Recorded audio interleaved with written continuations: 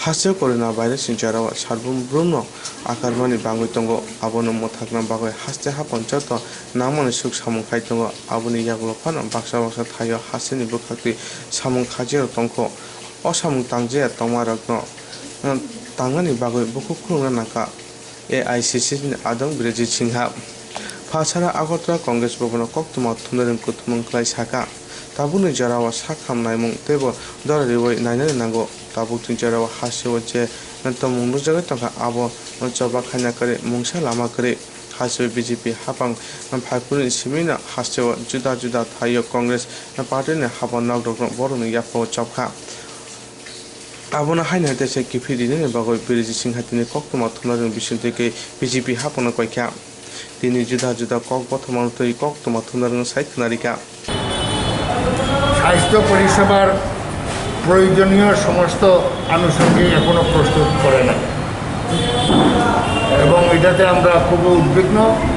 সরকারকে আমরা আহ্বান রাখব যে যুদ্ধকালীন পরিস্থিতিতে যাতে এইসব ব্যবস্থা করা হয় এবং আমি এই যে AICC মেম্বার এবং আমার সংগঠন আছে রেজিস্টার্ড ইউনিয়ন কিষাণ শ্রমিক যুবকর্মী সমিতি। আমরা লক্ষ্য করেছি যে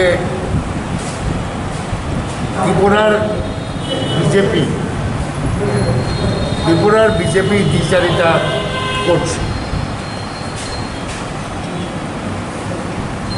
এখন পর্যন্ত একটা আমরা দুঃখের বিষয় যে আপনারাও জানেন যে গুর্খা বস্তিতে রাজীব ভবন সর্বজন বিদিত গুর্খা ভবনে রাজীব গান্ধীর স্ট্যাচুও ছিল এবং এটা রাজীব ভবন হিসাবে সারা আগরতলার লোক এটাকে জানে। এটা রাতের অন্ধকারে বিজেপি জোর জবরদস্তি করে দখল করেছে, রাজীব ভবন মুছে দিয়েছে। যে প্রয়াত প্রধানমন্ত্রী রাজীব গান্ধী যে মূর্তিটি ছিল সেটা ভেঙে ফেলে দিয়েছে। এরপরে আমরা যখন দৌড়ঝাঁপ করেছি এরপরে দেখা যায় এই রাজীব ভবন প্রতিষ্ঠা করতে গিয়ে যে অগ্রণী ভূমিকা নিয়েছিল খোকন পোদ্দার সেইখানে শহীদ হয়েছে, তার সমাধিও এখানে ছিল। আমিও এক দুবার গিয়েছি ফটো তোলার জন্য। এটা দেখে সে খোকন পোদ্দারের সমাধিটাও ধূলিসাৎ করে দিয়েছে।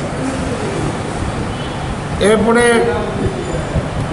আমাদের সেকেরকুটে বাজারের স্বপ্নগ্র আমাদের কংগ্রেস অফিস, এটা বিজেপি সরকার এটা ভাঙার জন্য উদ্যত নিয়েছিল, নোটিশ দিয়েছিল। তখন মহামান্য হাইকোর্টে আমরা সমস্ত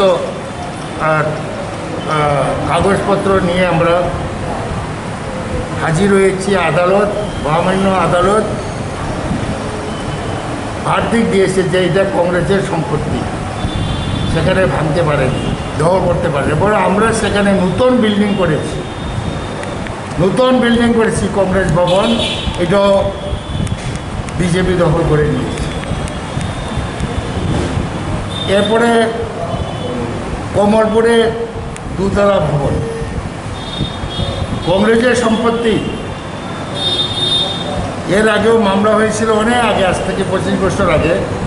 আদালত আমাদের পক্ষে রায় দিয়ে এখানে দুতলা বিল্ডিং করা হয়েছে। এটাও জোর জবরদস্তি করে দখল করে নিয়েছে। যদিও কমলপুরে কংগ্রেস ভবনের বিষয়টা বিচারাধীন আছে, কোর্টের বিচারাধীন আছে। কোঅপারেটিভের সে উষা বাজারে যাওয়ার রাস্তায় আমাদের কংগ্রেসের সম্পত্তি দখল করে নিয়েছে। এরপরে সূর্যমণিনগর এখানে কয়েকটি কংগ্রেসের ভবন দখল করে নিয়েছে। তারই প্রতিবাদে আমরা যদি পক্ষকালের মধ্যে যদি গভর্নমেন্ট এই অফিসগুলো ফেরত না দেয়, তাহলে আমরা কিষাণ শ্রমিক যুবকর্মী সমিতি এবং অন্যান্য কংগ্রেস সমর্থকদের নিয়ে নেতাদের নিয়ে আমরা ধর্নায় বসব। এবং মুখ্যমন্ত্রী বিপ্লব দেব সেদিন দেখলাম উনি একটা স্টেটমেন্ট দিয়েছে রাজধর্ম পালন করা যায়। নিজে আচরিত ধর্ম পরের শিখাও। নিজে এখানে কি করেছে? প্রতিনিয়ত হামলাবাজি চলছে এখনও।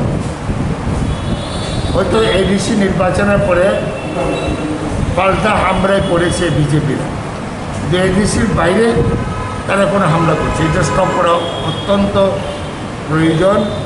এবং আমরা আরেকটি ডিমান্ড রাখবো, ভেরি সেন্সিটিভ ডিমান্ড। রাজ্যের লক্ষ লক্ষ মা বোনেরা বন্ধন ব্যাংকের আওতাধীন আছে। গত বছর লকডাউনের সময় সারা দেশে দাবি উঠেছিল 6 মাসের জন্য তাদেরকে মাফ করা যাবে যে ইনস্টলমেন্ট, কিন্তু বন্ধন কর্তৃপক্ষ তালবাহানা করে সেটা মাফ করেনি।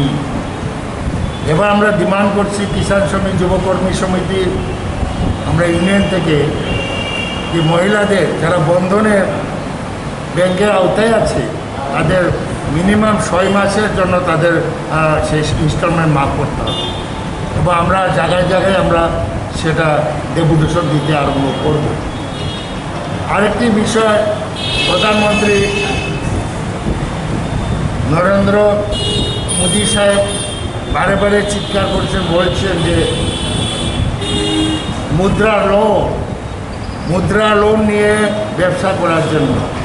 আমরা ডিমান্ড করি এই ছোট্ট রাজ্যে কম করেও 5 লক্ষ যুবক যুবতীকে মুদ্রা লোনের ব্যবস্থা গভর্নমেন্টকে করতে হবে। ব্যাংক দিচ্ছে না, ব্যাংক তাল বাহানা করে ঘোরায়, কিন্তু গভর্নমেন্টকে এসিওর করতে হবে যে ত্রিপুরার 5,000 যুবক যুবতী, কৃষক, শ্রমিক, ছাত্র যারাই ক্ষুদ্র ব্যবসা করতে চায় তাদেরকে 5 লক্ষ মানুষকে 1 লক্ষ থেকে 2 লক্ষ টাকা মিনিমাম সরকারের উদ্যোগ নিয়ে ব্যবস্থা করতে হবে।